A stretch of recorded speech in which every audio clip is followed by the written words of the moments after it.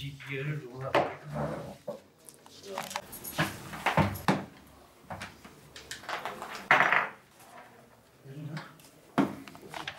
da 100.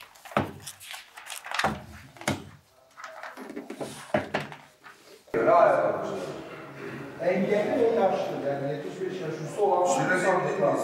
Değil mi?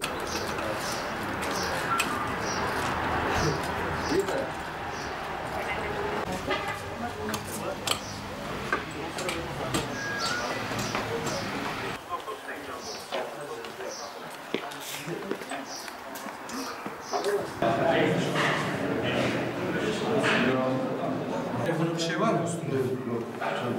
Çanda saat soruyor sen. Tamam. Hatırlar şey var. 130. Yakup sen daha iyi olur, birbirine bir şey olmaz.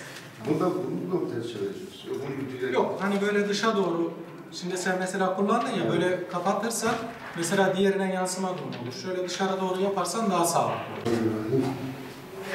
Normal şeyimiz yok. Usta şey var mı? Hemen gitsem. Hocam siz şuraya otursanız. Beraber şey yaparız.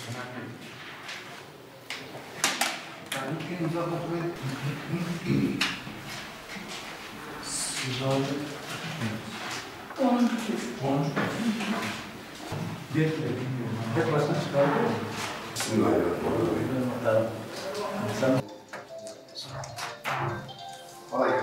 Dur imza atacak. Gel imza. Tamam. Hadi,